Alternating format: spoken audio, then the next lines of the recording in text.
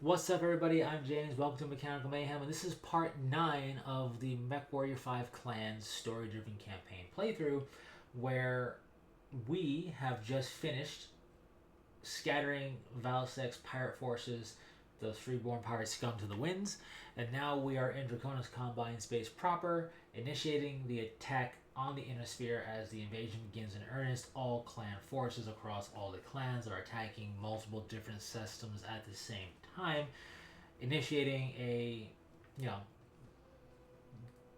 territory spanning invasion of the inner sphere, the likes of which they were just definitely not ready for. And we are making planetfall on what one such system, 1 out of the 10 being simultaneously attacked by Clan Smoke Jaguar. We are dropping into Turtle Bay. If you know, you know. So, with that said, join me, strap yourself in, and prepare for drop. Alrighty, the invasion begins in earnest here in part 9. If you think about it, this might be part 9, but this is technically the 10th mission, right? Because we had 2 in the Huntress arc, and the Huntress arc is part 1 in totality.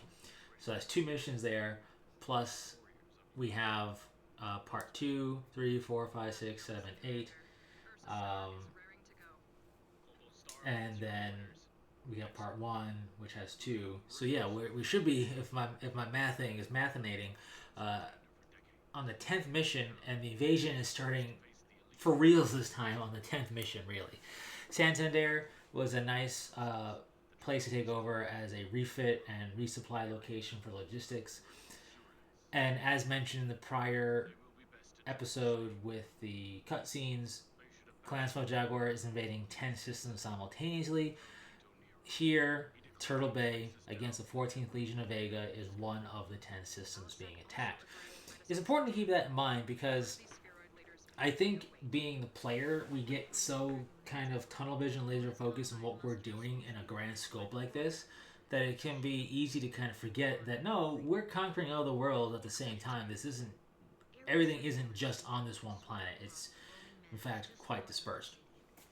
So we are going to be attacking in a patrol style combat against the 14th Legion of Vega. They accepted the patrol and said they'll fight us with everything they got, and they chose this area for the to defend and for us to attack them in. The patrol is an interesting concept because it really puts the attacker at a disadvantage, right? The defender not only can accept and try and alter terms upon accepting, but also gets to choose the location of battle. So, of course, you're going to choose the most advantageous position for yourselves. So here we are. We're going to be fighting in a region which has 2 outposts that we're going to basically be clearing out of enemy defenders.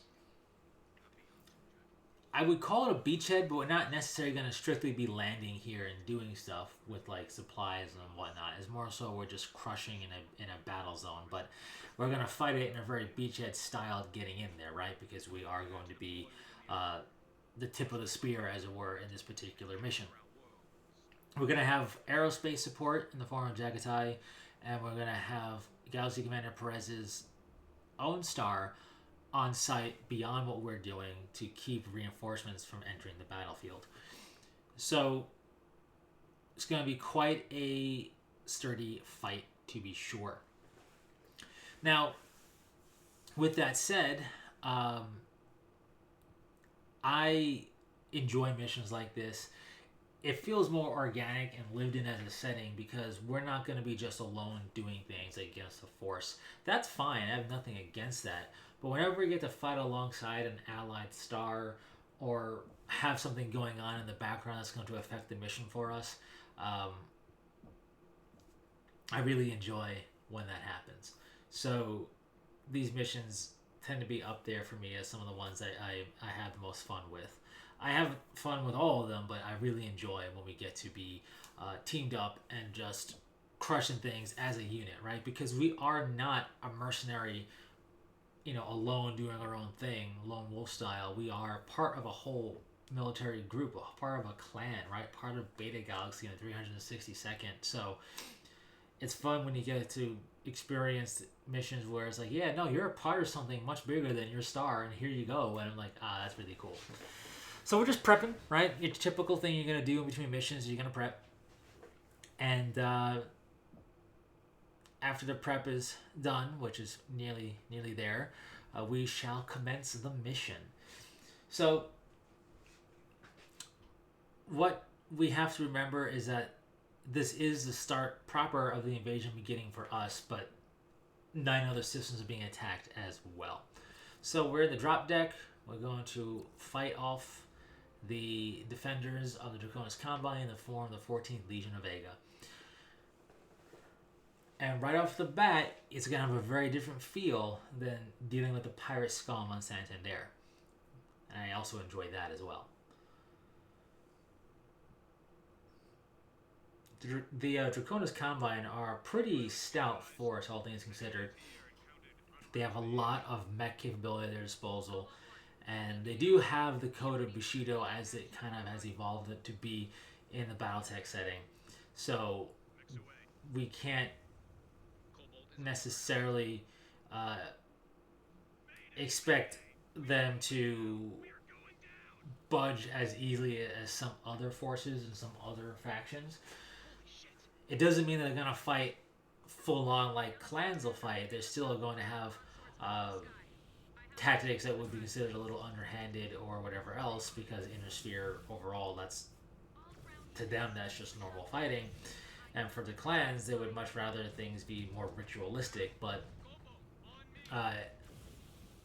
as far as a dedicated professional fighting force goes, if you will, the Draconis Combine are not to be trifled with and not to be just downplayed. They have a pretty cool symbol. They have a pretty cool coloration throughout their forces. The dragon is kind of like their signature heavy mech, and it's a pretty cool design, which later would be replaced by the Grand Dragon, which is the same chassis with just some upgrades to start off with. There's a variant of the dragon. And we're going to see stuff like that as we go through these missions, because we're in Draconis Combine space. So we are going to be setting up on this ridge. That's specifically where they want us. We are a star of medium mechs. As we saw, Granite Star has a Timberwolf leading it. I do think it has an Adder in there. I could be wrong, or a Shadowcat. It's not all heavies, but what we have going on for ourselves is the simple fact that we are a star of mediums, and mediums, as I mentioned last video, medium mech weight class are the workhorse weight class of Battletech. Heavies are cool, assaults are really cool, lights can be great for scouting, harassing. When it comes to the overall workhorse style of doing stuff in different mission wise in Battletech, medium mechs are where the workhorse nature is at.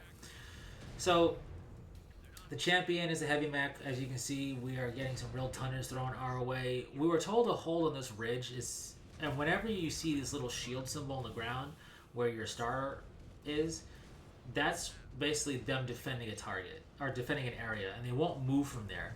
They're moving now because I gave them all the command to attack this champion. So once you give them an attack order, they no longer will defend a spot, and they'll move around and try to close the gap and whatnot. You want to be careful. This is definitely a mission to levy the range advantage of Clan Tech as we get an engine kill there. But Jaegermech's heavy, the champion was heavy. We have a Trebuchet, I believe that's also heavy. At the very least, it's a stout medium. I can't remember exactly. We have a Wolverine, Grand Dragon, which is a heavy. While we do have support in the form of the Jagatai and Granite Star, we want to definitely leverage our range capabilities to outperform the J. Edgars and the Wolverine and the mechs. So while they might hit us with something, it's typically going to be something smaller and weaker than the bulk of their equipment. And we're hitting them with the bulk of our equipment, that type of situation. Especially when we see what's about to crest the horizon here, because they're really not holding anything back in these missions. Especially when we have support like Granite Star, because that's an Atlas. That's a 100-ton Atlas. That's a big one. You don't want to mess around with an Atlas. It can tank a lot of hits, and that's a Stalker. It's not as heavy as the Atlas, but it's still an assault mech. Those are 2 assault mechs thrown at us. So if you get too close, they will light you up.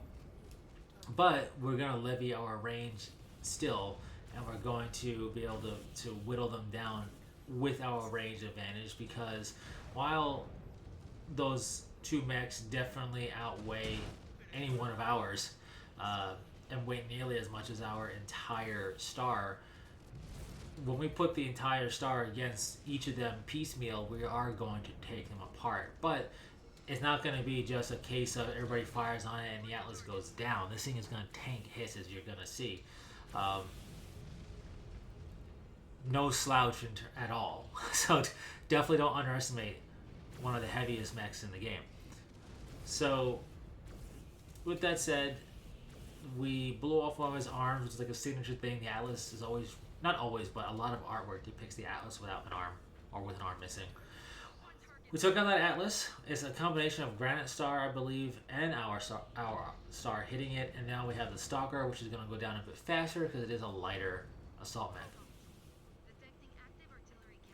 But as Star Colonel Wimmer stated, there's artillery cannon fire happening. It's not just flak bursts in the air and explosions in the air, but as we're going to see as we crest over this ridge, we have artillery hitting the ground. They pre-sighted in, which makes sense, it's smart, they pre-sighted in this section of the terrain to just light up with artillery. So we got to be careful.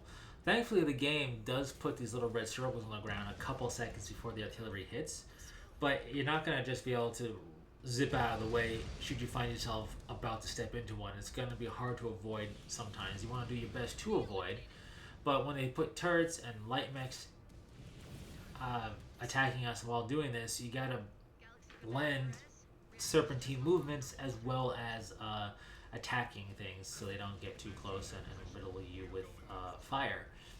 Luckily, it's just a specific section because artillery is going to be sighted in for a specific section, and that's it. So once you prioritize getting past that, scanning the salvage from the broadsword that was shot down, we won't have to worry about artillery raining on us. We'll just have to worry about defenders.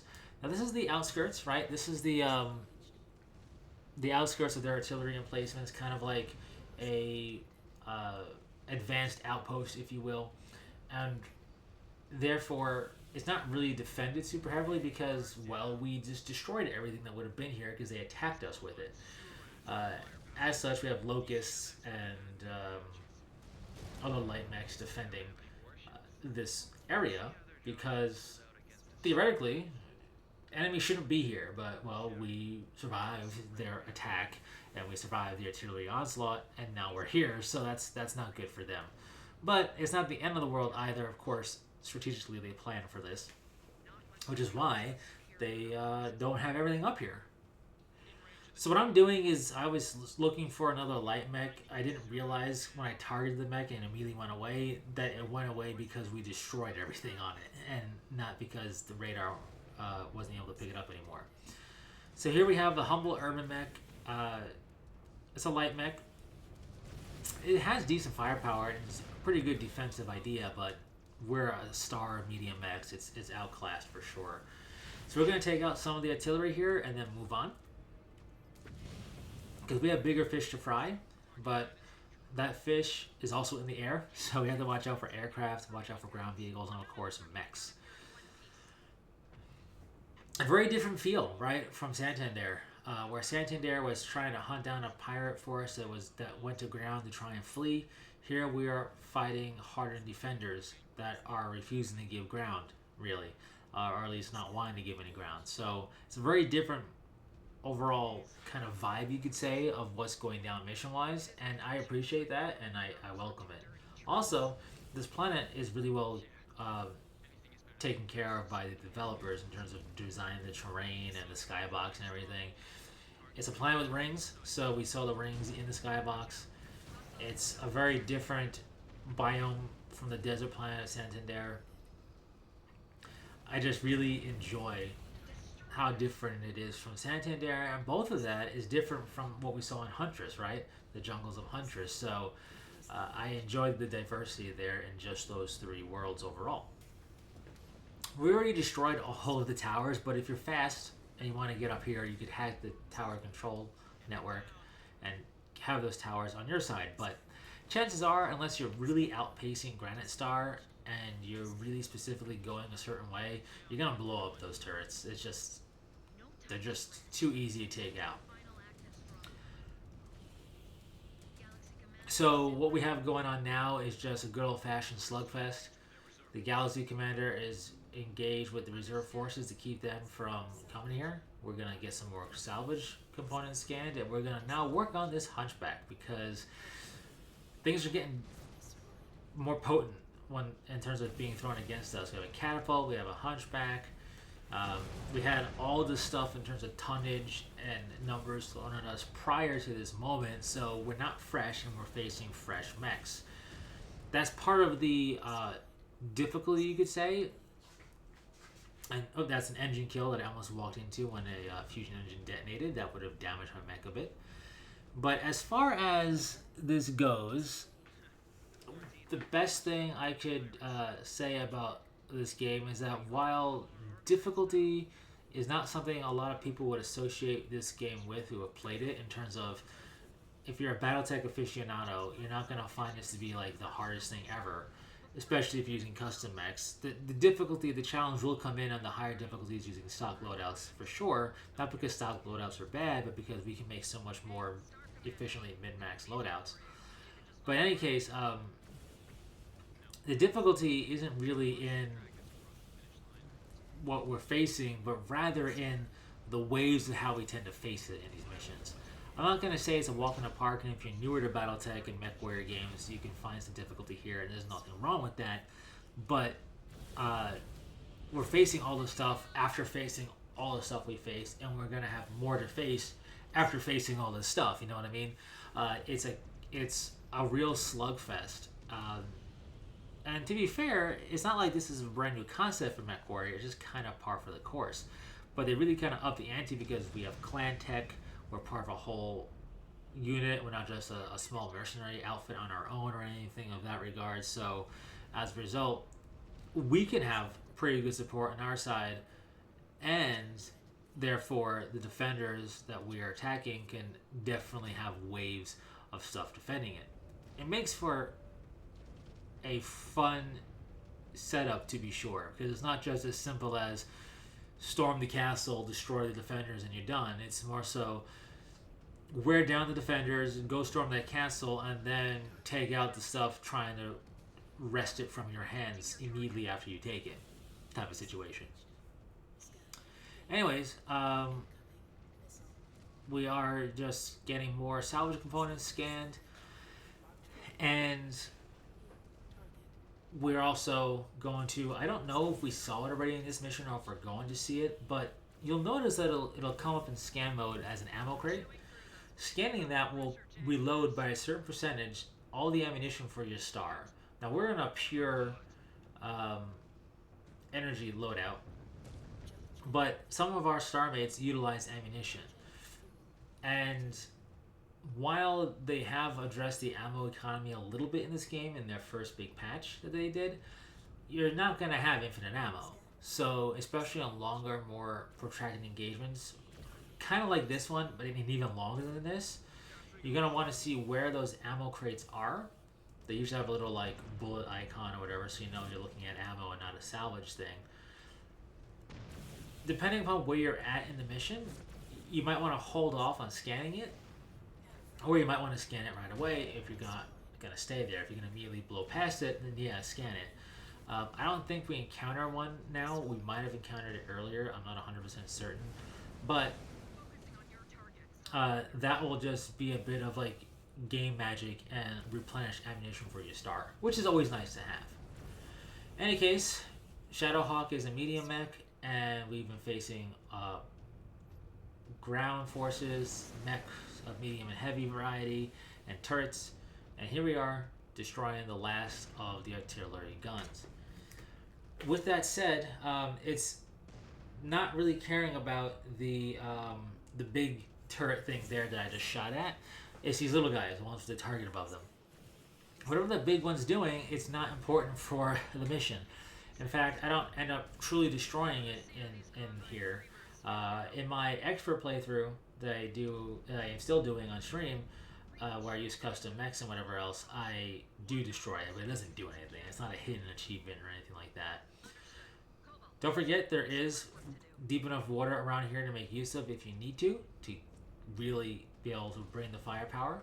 But we have one more lance of mechs to deal with. The clans do stuff in relation to stars, hence 5 points on a star, and the Hemisphere always done it in lances, which is 4 mechs to a lance. So we're going to be looking at a heavy lance, more or less, in terms of mechs that we're dealing with. And while this is the last lance to deal with in this mission, they're fresh. Granistar and I are not. We have decent, protection and firepower left. It's not like we are on fumes or anything. But you want to be careful because it doesn't take much for a fresh force to just maul your already whittled down equipment. So you want to be careful there. So we're going to focus down this rifleman. As you can see, one of my armor is breached, and I will start taking damage to structure because of that. I have no more armor left really defending that particular location. When you take damage to structure, you start losing components. When you start losing components, you start to be considered critically damaged because you lost components. The Nova only has weapon components in its arms, so as you can see, I lost some air medium lasers there. I have plenty to spare, sort of. We just don't want to really take damage and lose an entire arm and then have the other one get whittled down. So we want to be careful. Luckily, this is towards the end of the mission, so we're more or less okay. But still, you want to be careful in these situations. It doesn't take much, like I said, especially if they drop in near you or you got to close a distance or move around terrain to actually hurt them. You will then become subject to their attacks a bit more than if you stand away. Of course, we're going to try and stand away, but we don't always have that opportunity. In any case, we're taking out this Shadowhawk, and then the Thunderbolt is about to pop, and down goes the Thunderbolt. A very fun mission, cool skybox, cool time of day, right? And just everything about it is very atmospheric. The location looks really cool. I would really like to see this done as miniature wargaming terrain, if you will. I think it'd make for a great terrain project to design. Now all we have to do is go to the evac zone. We have accomplished our objective. We have crushed the enemy forces in our combat, which means we are just going to continue to push the advantage and bring them the heel. Very different type of fight than against the pirates, right? And I like that. I like that different feel, even though we're more or less doing the same thing in game, right? That's how games are. Even though we are doing that, it's a different feel due to the atmosphere of the mission at hand. So we have some decent pilot experience and components, right? We have maxed out our salvage operations, so we can really pick a decent amount of components at the end of every mission, which is going to help for getting our research on. Plus, we also leveled up in terms of our honor level, which means we get merit points. We have access to the Stormcrow to unlock now, and you're definitely going to want to do that. The Stormcrow is a fantastic medium mech. It's the heaviest of the medium mechs that we have access to. It's at 55 tons. Anything heavier than that's a heavy mech. And it's pretty tanky. I like it. I pretty much use it right away. Its primary configuration is pure energy based, and that's always my jam. So that's all I need to see to be interested in using a mech myself. Of course, we got to make sure it is going to be looking the part, because if you're not putting your signature look on, are you even playing the game right? That's what people really are wondering. So I'm going to the camo, and I'm going to equip it with my custom invasion loadout, like I mentioned. It is applied, and we are good to go. I just really like the way this looks on the mechs. It really feels very Clan Smoke Jaguar to me. In any case, one thing I am doing, which isn't 100% necessary, but can be helpful to have in a pinch, is I am putting the medium lasers in a weapon group to chain fire, just in case. If we do get our heat a little spicy, we can still do some damage while chain firing and having the heat go down. So, and that's definitely something to consider.